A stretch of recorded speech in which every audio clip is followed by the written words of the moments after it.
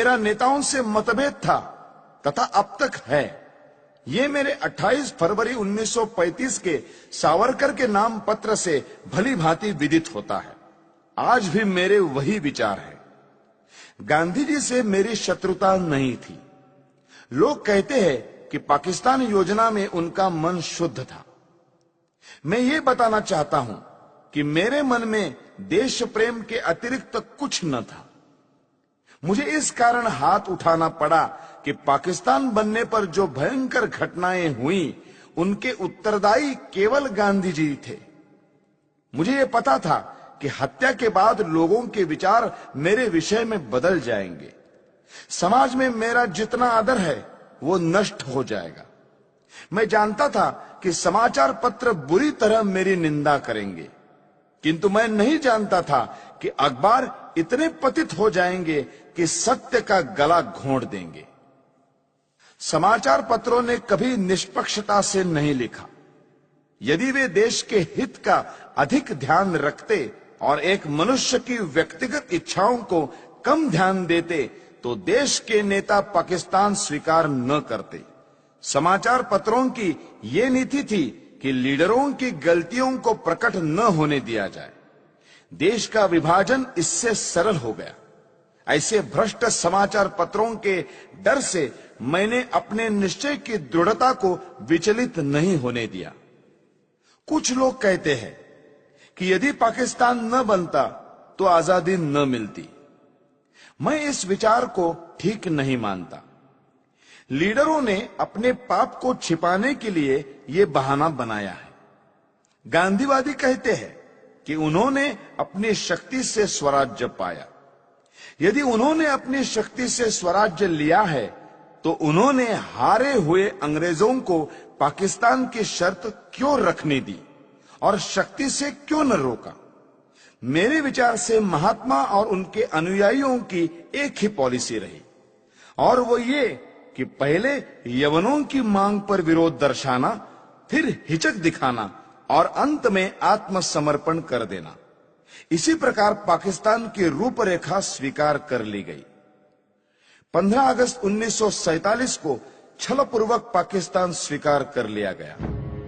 पंजाब, बंगाल, सीमा प्रांत और सिंध के हिंदुओं का कोई विचार नहीं किया गया। देश के टुकड़े करके एक मजहबी धर्मनिष्ठित मुस्लिम राज्य बना दिया गया। मुसलमानों को अपने अराष्ट्रीय कार्यों का फल पाकिस्तान के रूप में मिल गया। गांधीवादी नेताओं ने उन लोगों को देशद्रोही सांप्रदायिक कहकर पुकारा जिन्होंने पाकिस्तान का विरोध किया था, और पाकिस्तान स्वयं स्वीकार करके जिना की सब बात मान ली। इस दुर्घटना से मेरे मन की शांति भंग हो गई। पाकिस्तान बनाने के बाद कांग्रेस सरकार पाकिस्तान के हिंदुओं की रक्षा करती तो मेरा क्रोध शांत हो जाता। मैं नहीं देख सकता था कि जनता को धोखा दिया जाए। करोड़ों हिंदुओं को मुसलमानों की दया पर छोड़कर गांधीवादी कहते रहे कि हिंदुओं को पाकिस्तान से नहीं आना चाहिए और वही रहना चाहिए। इस प्रकार हिंदू मुसलमानों के चंगुल में फंस गए और विकट विपत्तियों के शिकार हुए। जब मुझे इन घटनाओं की याद आती है तो मैं कांप उठता हूं।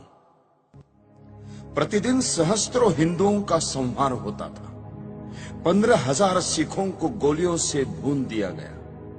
हिंदू स्त्रियों को नग्न करके जुलूस निकाले गए। उनको पशुओं की भांति बेचा गया। लाखों हिंदुओं को धर्म बचाकर भागना पड़ा। 40 मील लंबा हिंदू निराश्रितों का जत्था हिंदुस्तान की ओर आ रहा था।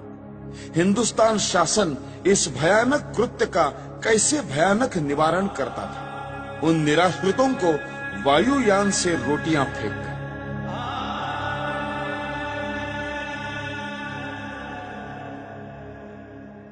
भारत सरकार पाकिस्तान से अत्याचार रोकने के लिए अनुरोध करती या धमकी देती कि यदि पाकिस्तान में अत्याचार बंद नहीं हुआ तो भारत में भी मुसलमानों की बुरी दशा होगी, तो इतने अत्याचार न होते।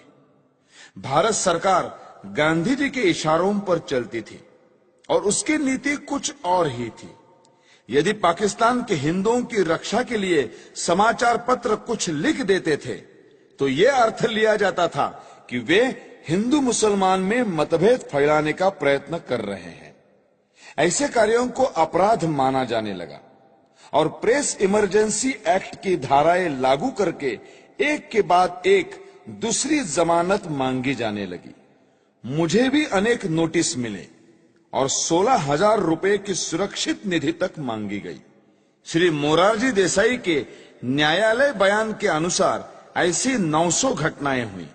इतना ही नहीं, जब प्रेस प्रतिनिधि मंडल मोरारजी से मिलने गया तो उन्होंने उनकी एक न सुनी। इस प्रकार मुझे आशा न रही कि गांधीवादी कांग्रेस सरकार पर शांतिमय ढंग से दबाव डाला जा सकता है। जब इस प्रकार की घटनाएं हो रही थी तब पाकिस्तान या मुसलमानों के विरुद्ध गांधी जी ने एक भी शब्द नहीं कहा। हिंदू जाति और संस्कृति को मिटाने के लिए मुसलमानों ने जो अत्याचार किए उनका मूल कारण गांधी है। यदि भारत की राजनीति को भली भांति संभाला जाता तो ऐसा हिंदू संहार कभी न होता जैसा अब हुआ, और जिसका उदाहरण इतिहास में कहीं नहीं मिलता। सबसे महत्वपूर्ण बात यह है कि मुसलमानों से संबंध रखने वाली समस्याओं में गांधी जी ने कभी जनता के विचारों की ओर ध्यान नहीं दिया। गांधी जी की अहिंसा की आड़ में इतना रक्तपात हो चुका था कि जनता पाकिस्तान के पक्ष में किसी भी विचार का स्वागत करने के लिए तैयार न थी। स्पष्ट था कि जब तक पाकिस्तान में धर्मांध मुसलमान राज्य है तब तक भारत में शांति नहीं हो सकती। फिर भी गांधी जी इस प्रकार का प्रचार कर रहे थे और इस तरह के विचार पाकिस्तान के पक्ष में फैला रहे थे जैसा कर सकने में कोई कट्टर लीगी नेता भी सफल न हो पाता। इन्हीं दिनों में उन्होंने आमरण अनशन की घोषणा करते हुए जो शर्तें रखी वे सब भी केवल हिंदुओं के विरुद्ध और मुसलमानों के पक्ष में थी। गांधी जी के अनशन की जो शर्तें थी उनमें पहली ये थी कि दिल्ली की मस्जिदों में रह रहे हिंदू शरणार्थियों को बाहर निकाला जाए और मस्जिदें मुसलमानों को सौंप दी जाए। गांधी जी ने अपनी शर्त सरकार और अन्य नेताओं को अनशन की धमकी देकर स्वीकार कराई। जिस दिन यह घटना हुई उस दिन मैं दिल्ली में था। मैंने देखा कि किस प्रकार गांधी जी की जिद को पूरा किया गया। वे शीत के दिन थे। गांधी जी ने अनशन खोला। उस दिन वर्षा हो रही थी। ऐसी असाधारण सर्दी और वर्षा में अच्छे स्थानों पर रहने वाले लोग भी कांप रहे थे। उस समय निराश्रित शरणार्थियों के कुटुंब मस्जिदों से सर्दी के मारे कांपते हुए निकाले गए। उनकी रक्षा का कोई प्रबंध नहीं किया गया। कुछ शरणार्थी जो कुटुंब और स्त्रियों सहित बिरला हाउस गए और उन्होंने नारे लगाए, गांधी जी हमें स्थान दो। उस भव्य भवन में रहने वाले गांधी तक उन निराश्रितों की आवाज नहीं पहुंच सकी। मैंने यह दृश्य अपनी आंखों से देखा जिसे देखकर कठोर से कठोर व्यक्ति का हृदय भी पिघल जाता। मेरे मस्तिष्क में इससे अनेक विचार आने लगे। मैंने सोचा कि क्या शरणार्थियों ने प्रसन्नता से इन मस्जिदों में डेरे डाले थे? नहीं, गांधी को भी उन स्थितियों का पूरा पता था जिनसे बाध्य होकर उन्हें अपने घर छोड़कर इन मस्जिदों की शरण लेनी पड़ी। पाकिस्तान में एक भी मंदिर या गुरुद्वारा सुरक्षित नहीं रहा। शरणार्थियों ने अपनी आंखों से देखा था कि किस प्रकार मुसलमानों ने केवल हिंदू मंदिरों और गुरुद्वारों को अपवित्र किया। जो हिंदू शरणार्थी दिल्ली शरण लेने के लिए आए थे उन्हें यहाँ कोई स्थान नहीं मिला। इसमें आश्चर्य की क्या बात है? यदि उन लोगों ने पेड़ों के नीचे और गली कूचों में न पड़े रहकर पंजाब में बीती हुई दुर्घटनाओं को स्मरण करके दिल्ली की व्यर्थ पड़ी मस्जिदों में शरण ली। मेरे विचार में इस प्रकार मस्जिदें मानवता की भलाई के लिए काम आ रही थी। गांधी जी ने यह निश्चय किया कि मस्जिदों को खाली कराया जाए वहां उनके रहने का दूसरा प्रबंध क्यों नहीं कराया? उन्होंने पाकिस्तान के मंदिर हिंदुओं को सौंपने की मांग क्यों नहीं की? जिससे पता चलता कि गांधी वस्तुतः अहिंसा के पुजारी है, हिंदू मुस्लिम एकता के इच्छुक है और उनमें निष्पक्ष आत्मशक्ति है। गांधी ने पूरी चालाकी की और अपने अनशन को खोलने के लिए पाकिस्तान के लिए एक भी शर्त न रखी। यदि वे रखते तो संसार देखता कि गांधी जी अनशन करते हुए स्वर्ग सिधार जाते और पाकिस्तान के एक भी मुसलमान को लेश मात्र दुख न होता। उन्होंने अपने अनुभव से देख लिया था कि उनके व्रत का जिना पर कोई प्रभाव नहीं पड़ता और लीग उनकी आत्मशक्ति की परवाह नहीं करती।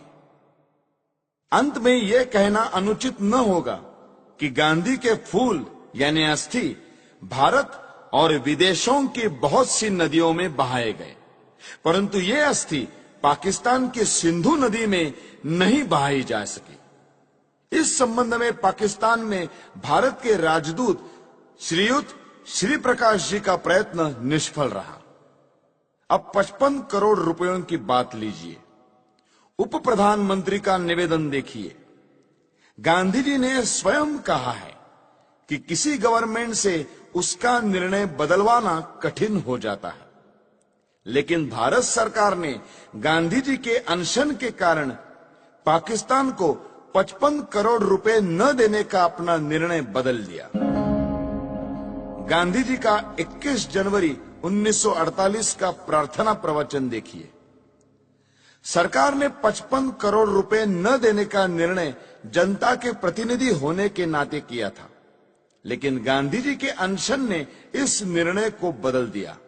तब मुझे यह ज्ञात हुआ कि गांधी जी की पाकिस्तान परस्ती के आगे जनता के मत का कोई महत्व नहीं है। अपने प्रतिवृत्त के पहले खंड के पृष्ठ 143 पर न्यायमूर्ति कपूर ने उस समय वृत्तपत्रों में छपी प्रक्रिया का एक उदाहरण दिया है। अनुच्छेद 12A-45 इस प्रकार है। बंबई के साप्ताहिक नेशनल गार्डियन ने अपने 17 जनवरी 1947 के अंक में नेहरू शासन से हिंदुस्तान की घोर वंचना, पाकिस्तान धौंस से जो पा न सका वो गांधी जी के हट्टाग्रह से पा सका, इस शीर्षक के नीचे दिया था, अपने राष्ट्रीय जनों का जिससे नरसंहार होगा वो पैसे देने का कृत्य हम नहीं करेंगे।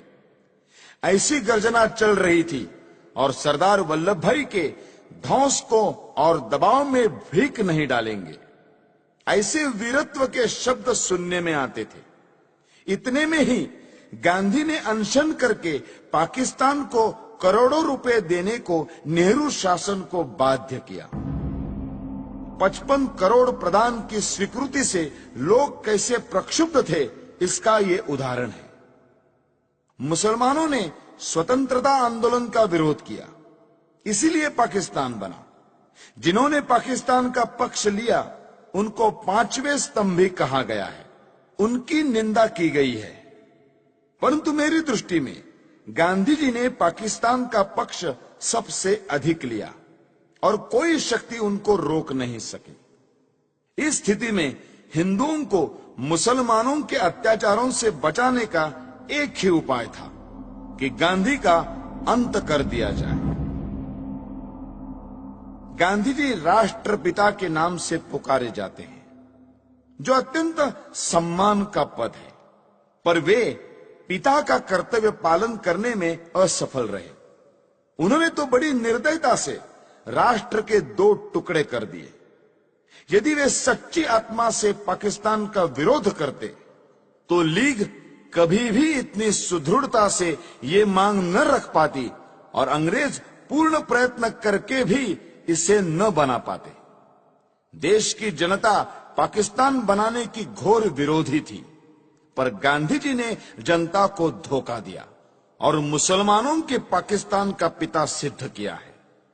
इसलिए मैंने भारत माता का एक पुत्र होने के नाते अपना कर्तव्य समझा कि ऐसे व्यक्ति का अंत कर दिया जाए, जिसको कहा तो जा रहा है राष्ट्रपिता, किंतु जिसने मातृभूमि का विभाजन करने में सर्वाधिक हाथ बटाया है। हैदराबाद की समस्या का भी यही इतिहास है। निजाम के मंत्रियों एवं रजाकारों ने जो अत्याचार हिंदुओं पर किए, उनका वर्णन करने की आवश्यकता नहीं है। वहां के प्रधानमंत्री लायक अली जनवरी 1948 के अंतिम सप्ताह में गांधी जी से मिले थे।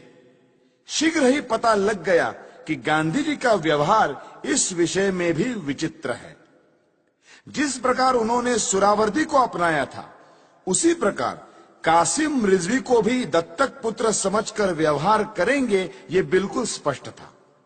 जब तक गांधी जी जीवित थे, तब तक सरकार हैदराबाद के विरुद्ध कुछ न कर सकी, यद्यपि वो पूर्ण अधिकार और शक्ति संपन्न थी। यदि गांधी जी के जीवन में ही भारत सरकार हैदराबाद में सेना या पुलिस की कोई कार्रवाई करने का निश्चय करती, तो गांधी जी हिंदू मुस्लिम एकता के नाम पर सरकार को अपने निश्चय बदलने पर बाध्य कर देते। जिस प्रकार 55 करोड़ रुपया पाकिस्तान को न देने का निर्णय वापस लेना पड़ा था। जब गांधी जी अनशन ठान लेते, तो उनको बचाने के लिए सरकार को उनकी इच्छानुसार चलना पड़ता। गांधी जी के अहिंसा सिद्धांत के अनुसार हमें अत्याचार सहन करते जाना चाहिए और शस्त्र या शारीरिक शक्ति से प्रतिकार नहीं करना चाहिए। गांधी जी की अहिंसा उस सिंह की अहिंसा है जो उस समय अहिंसा का पुजारी हो जाता है जब वो सहस्त्रों गायों को खा पीकर थक जाता है। कानपुर में गणेश शंकर विद्यार्थी को मुसलमानों ने निर्दयता से मार दिया था। गांधी जी उनका उदाहरण देकर कहते थे कि इस प्रकार अहिंसा पर चलकर अपना बलिदान कर देना चाहिए। मेरा विश्वास है ये अहिंसा यानी नपुंसकत्व देश को नष्ट कर देगी और पाकिस्तान भारत पर आधिपत्य जमा लेगा। मुझे स्पष्ट दिखाई देता था कि यदि मैं गांधी जी का वध करूंगा तो मैं जड़ मूल से नष्ट कर दिया जाऊंगा। लोग मुझसे घृणा करेंगे। मेरा सम्मान जो मुझे प्राणों से अधिक प्रिय है नष्ट हो जाएगा। किंतु साथ में मैं ये भी जानता था कि गांधी जी सदा के लिए विदा हो जाएंगे तो देश की राजनीति में शस्त्र प्रयोग और प्रतिकारात्मक कार्यवाही को स्थान मिलेगा। देश शक्तिशाली होगा। मैं अवश्य मरूंगा, किंतु देश अत्याचारों से मुक्त होगा। सब मुझे मूर्ख कहेंगे, पर देश ऐसे मार्ग पर चलेगा जो उचित होगा। यही सोचकर मैंने गांधी जी का अंत करने की ठानी। मैंने अपना निर्णय किसी को नहीं बताया। 30 जनवरी 1948 के दिन मैंने गांधी जी का वध किया। मेरे पास कहने को और कुछ नहीं है। यदि देशभक्ति पाप है तो मैं पाप मानता हूं। मैंने पाप किया है। यदि प्रशंसनीय है तो मैं अपने आप को उस प्रशंसा का अधिकारी समझता हूं। मुझे विश्वास है यदि मनुष्यों द्वारा स्थापित न्यायालय से ऊपर कोई और न्यायालय होगा तो उसमें मेरे कार्य को अपराध नहीं समझा जाएगा। मैंने देश और जाति की भलाई के लिए यह काम किया है। मैंने उस व्यक्ति पर गोली चलाई जिसकी नीति से हिंदुओं पर घोर संकट आए और हिंदू नष्ट हुए। वास्तव में मेरे जीवन का उसी समय अंत हो गया था जब गांधी जी पर गोली चलाई थी। उसके पश्चात मैं अनासक्त जीवन बिता रहा हूं। मेरे लिए संतोष का विषय है कि मुझे कोई पश्चाताप नहीं है। हैदराबाद की समस्या में अकारण देर हो रही थी। सरकार ने गांधी जी के मृत्यु के बाद शस्त्र शक्ति से इस समस्या को ठीक रूप से सुलझा दिया है। भारत की आधुनिक राजनीति और सरकार अभी तक तो ठीक प्रकार से चलती हुई जान पड़ रही है। गृह मंत्री ने कहा है कि देश के पास प्रचुर युद्ध सामग्री होनी चाहिए। ऐसा विचार प्रकट करते हुए उन्होंने ये नहीं कहा कि वे गांधी जी के सिद्धांतों पर चलकर ये सब कुछ करेंगे। यदि वे ऐसा कहें तो केवल अपने मन के संतोष के लिए कहेंगे। ये याद रखना चाहिए कि यदि आधुनिक शस्त्रों का प्रयोग करके ये कहा जाए कि गांधी जी के अहिंसा सिद्धांत पर चला जा रहा है, तो हिटलर, मुसोलिनी, चर्चिल या रूजवेल्ट के देश रक्षा के ढंग और गांधी जी के अहिंसा सिद्धांत में कोई भेद नहीं रह जाएगा।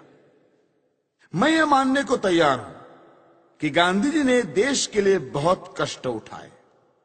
उन्होंने जनता में जागृति पैदा की। उन्होंने स्वार्थवश कुछ नहीं किया, परंतु दुख यह है कि वे इतने ईमानदार नहीं थे कि अहिंसा की हार को स्वीकार कर लेते। मैंने दूसरे भारतीय देशभक्तों और नेताओं के भी चरित्र पढ़े हैं जिन्होंने गांधी जी से अधिक बलिदान किए हैं। कुछ भी हो, गांधी जी ने देश की जो सेवा की है उसके लिए मैं उनका आदर करता हूं। उन पर गोली चलाने के पूर्व मैं उनके सम्मान में इसीलिए नतमस्तक हुआ था, किंतु जनता को धोखा देकर पूज्य मातृभूमि के विभाजन का अधिकार किसी बड़े से बड़े महात्मा को नहीं है। गांधी जी ने देश को छल कर देश के टुकड़े किए, क्योंकि ऐसा न्यायालय या कानून नहीं था जिसके आधार पर ऐसे अपराधी को दंड दिया जा सकता। इसीलिए मैंने गांधी को गोली मारी। उनको दंड देने का केवल यही एक तरीका रह गया था। यदि मैं यह न करता तो मेरे लिए अच्छा ही होता, परंतु स्थिति बहुत खराब हो गई थी और मेरे हृदय में इतना अधिक क्षोभ था कि मैंने सोचा कि गांधी जी को स्वाभाविक मृत्यु से नहीं मरने देना चाहिए। संसार को पता लग जाए कि इस व्यक्ति ने अन्यायपूर्वक राष्ट्र के साथ छल करके भयानक रूप से देश के एक संप्रदाय का जो पक्ष लिया है उसका दंड भोगना पड़ा। मैंने इस समस्या का अंत इसी प्रकार करना चाहा, क्योंकि इसी से लाखों निर्दोष हिंदुओं का जीवन बच सकता था। गांधी जी की जो अहममयी प्रवृत्ति इस पवित्र भूमि के पुत्रों के लिए घातक सिद्ध हुई, उसके लिए भगवान उन्हें क्षमा करे। मेरी न किसी से कोई शत्रुता है, न किसी के प्रति कोई दुर्भावना। यह मैं अवश्य कहता हूं कि इस सरकार के लिए मेरे हृदय में कोई आदर न था, क्योंकि ये अनुचित रूप से देश के शत्रुओं के हाथ मजबूत कर रही थी। मैं देख रहा था कि ये नीति गांधी के कारण थी। अब ऐसे व्यक्ति का अंत हो जाने के बाद वो राष्ट्र निर्माण की योजनाओं पर कार्य करने के लिए स्वतंत्र है। किंतु मुझे यह कहते दुख होता है कि प्रधानमंत्री नेहरू के भाषणों और कार्यों में बड़ा अंतर है। वे धर्मनिरपेक्षता के आधार पर राष्ट्र निर्माण की बातें करते हैं, जबकि उन्होंने स्वयं पाकिस्तान को धार्मिक आधार पर स्वीकार किया है। उन्हें सोचना चाहिए था कि सांप्रदायिक आधार पर बनाया हुआ पाकिस्तान भारत के लिए लाभदायक न होगा। फिर भी सब कुछ सोचने के पश्चात मेरे हृदय ने कहा कि गांधी जी के विरुद्ध काम करना चाहिए। किसी ने मुझ पर इस संबंध में कोई दबाव नहीं डाला और न ही कोई डाल सकता था। आप मेरी इस भावना को जिस प्रकार देखना चाहे देखें, और इस भावना के परिणाम स्वरूप मेरे किए हुए इस कार्य को देखकर जो दंड उचित समझे दें। इस विषय में कुछ कहने की मेरी इच्छा नहीं है। मैं किसी प्रकार की दया नहीं चाहता। मैं ये भी नहीं चाहता कि मेरी ओर से कोई दया की याचना करे। इस अभियोग में बहुत से मनुष्यों को मेरे साथ इस अपराध में ले लिया है। उन पर आरोप है कि उन्होंने षड्यंत्र रचा। इस विषय में मैं पहले ही कह चुका हूं कि इस कार्य में मेरा कोई साथी नहीं था। स्वयं मैं और केवल मैं ही इसका उत्तरदायी हूं। यदि दूसरे लोग इसी दोष के लिए नहीं खड़े किए जाते तो मैं अपने लिए बचाव भी न करता। न्यायालय को मालूम है कि 30 जनवरी 1948 के कृत्य से संबंधित साक्षीदारों की परिपरीक्षा यानी क्रॉस एग्जामिनेशन न ली जाए, ऐसी मेरी इच्छा थी और मेरे विधिज्ञों को भी मेरा वैसा आग्रह रहा था। इससे मैं अपने लिए बचाव नहीं कर रहा, यह स्पष्ट होगा। मैं इस बात को पहले ही बता चुका हूं कि 20 जनवरी को मैं शांतिमय प्रदर्शन के पक्ष में न था। अपने सिद्धांतों का प्रचार करने के लिए यह उपाय मुझे व्यर्थ प्रतीत होता था। फिर भी मैंने प्रार्थना सभा में होने वाले उस प्रदर्शन में सम्मिलित होना स्वीकार कर लिया। यद्यपि इसमें सम्मिलित होने की मेरी आंतरिक इच्छा न थी। दैव योग से मैं उसमें सम्मिलित न हो सका और किसी कारण से जब यह प्रयत्न सफल भी नहीं हुआ तब मुझे बड़ी निराशा हुई। आपटे और अन्य लोगों ने पूना, बंबई, ग्वालियर में स्वयं सेवकों के लिए जो परिश्रम किया था उसका कुछ भी फल नहीं निकला। तब गांधी जी के वध के अतिरिक्त मेरे लिए दूसरा मार्ग नहीं रह गया था।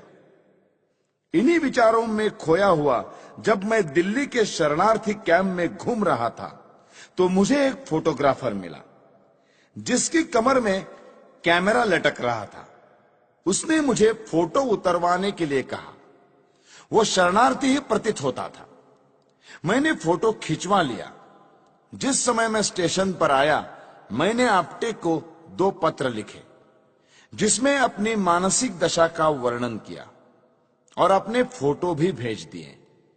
नानाराव आपटे से प्रेस और पत्र के क्षेत्र में मुझसे घनिष्ठ संबंध थे। उन्हें मैंने एक पत्र व्यक्तिगत पते पर भेजा और दूसरा हिंदू राष्ट्र कार्यालय के पते पर। अंत में मैं ये कहना चाहता हूं कि जो वक्तव्य मैंने दिया है वो सत्य और शुद्ध है। प्रत्येक बात संदर्भ ग्रंथों को देखकर तैयार की गई है। मैंने सरकारी समाचार पत्र, इंडियन ईयर बुक, कांग्रेस का इतिहास, गांधी जी की आत्मकथा, समय समय पर प्रकाशित कांग्रेस के बुलेटिन, यंग इंडिया और हरिजन की फाइलें और गांधी जी की प्रार्थना सभा के भाषणों से ये वक्तव्य तैयार करने में सहायता ली है। मैंने ये लंबा वक्तव्य इसलिए नहीं दिया है कि लोग मेरे कार्य को सराहें, बल्कि इसलिए दिया है कि लोग मेरे विचारों को भली भांति जान जाए और किसी के मस्तिष्क में मेरे विषय में कोई भ्रांत धारणा न रहे। भगवान करे हमारा देश फिर अखंड हो और जनता उन विचारों का त्याग करे जो अत्याचारी के आगे झुकने की प्रेरणा देते हैं। भगवान से यही मेरी अंतिम प्रार्थना है। मेरा वक्तव्य अब समाप्त हो चुका है। आपने इसे ध्यान से सुना और सुविधाएं दी, उसके लिए मैं कृतज्ञ हूं। जिन्होंने इस बड़े अभियोग में मुझे कानूनी सहायता दी और जो पुलिस ऑफिसर इस अभियोग से संबंधित हैं, उनके प्रति मेरे हृदय में कोई दुर्भावना नहीं है। मैं उनके सद्व्यवहार के लिए उनका भी कृतज्ञ हूं। जेल के ऑफिसरों को भी धन्यवाद। उन्होंने मेरे साथ बहुत अच्छा व्यवहार किया है। यह सत्य है कि मैंने 300-400 लोगों के बीच दिन के समय गांधी पर गोलियां चलाई। मैंने भागने का कोई प्रयत्न नहीं किया। वास्तव में भागने का विचार मेरे मस्तिष्क में आया ही नहीं। मैंने अपने ऊपर गोली चलाने का प्रयत्न भी नहीं किया। आत्मघात करने का मेरा कभी विचार न था, क्योंकि मैं अपने विचारों को खुले न्यायालय में प्रकट करना चाहता था। आलोचनाओं के बावजूद भी मैंने जो कृत्य किया उसके नैतिक पक्ष पर मेरी आत्मा कभी विचलित नहीं हुई। मुझे किंचित भी संदेह नहीं कि भविष्य में सच्चाई और ईमानदारी से इतिहास के इस अध्याय को इतिहासकार लिखेंगे तो वे मेरे कार्यों और उसके परिणाम का सही मूल्यांकन करेंगे। अखंड भारत अमर रहे। वंदे मातरम। दिल्ली, 8 नवंबर 1948। नथुराम विनायक गोडसे। अभियुक्त क्रमांक 1।